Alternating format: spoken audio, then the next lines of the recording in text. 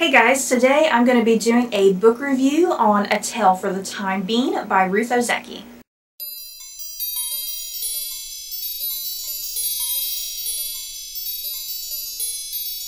A Tale for the Time Being follows Ruth, who one day comes across a Hello Kitty lunchbox, and inside is a diary.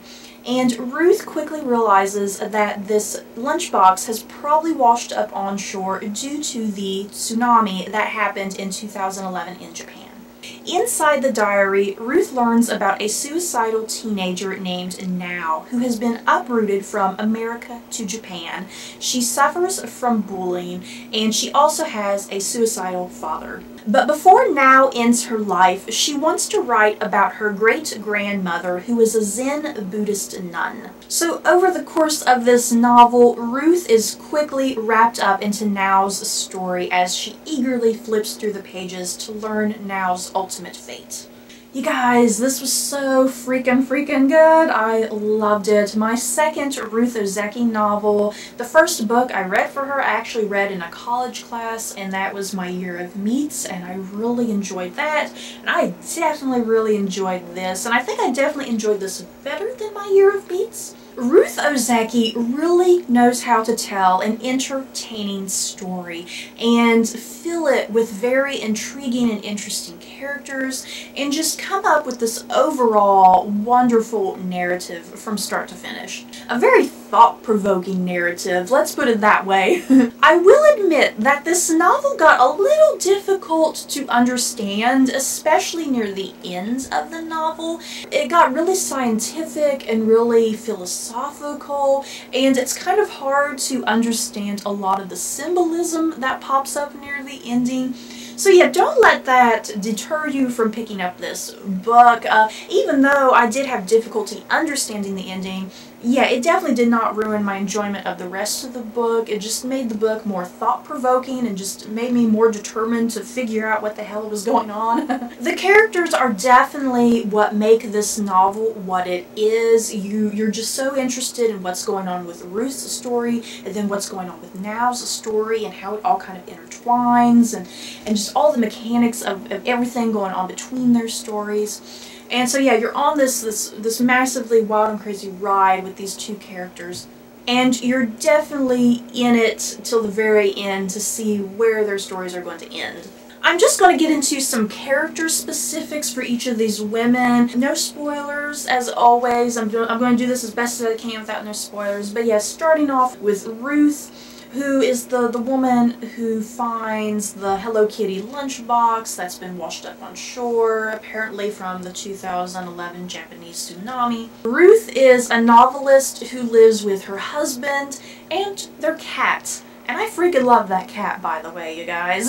If you've read the book, you probably know why, but I loved that cat in this story. Ruth wasn't as captivating a character, or maybe even as interesting a character as compared to Now. I think Now's story was definitely my favorite part of the narrative, but Ruth was still fine for what she was. She still brought something to the narrative. I was never totally bored with her. A lot of times I did find myself wanting the story to go back to Now, but Ruth still has her purpose in the context of what's going on. What I enjoyed in particular about Ruth's part of the story is just her trying to get through Now's diary and her determination to make her way through that diary and find out what happened to Now.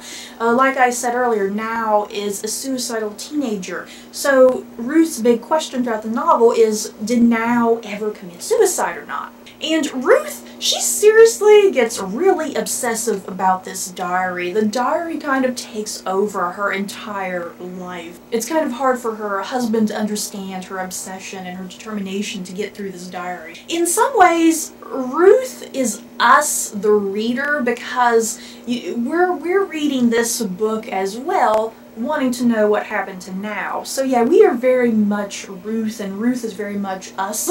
I mostly just got a little bored with Ruth's narrative near the ending. Like I said a bit ago, a lot of the ending gets really scientific and philosophical. But in regards to that more scientific, philosophical stuff going on near the end of the book, Ruth Ozeki definitely did her research. I could tell that she worked hard on that stuff.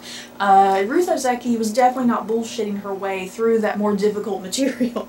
So yeah, in general for Ruth, she was a great character to experience, even though I did definitely prefer Now's story. So moving over to Now, like I said, Now is a suicidal teenager. She's half American, half Japanese. She's uprooted from America to Japan, and man, poor Now, her life just sucks, you guys. As soon as she arrives in Japan, she's instantly kind of bullied by all of the other teenagers.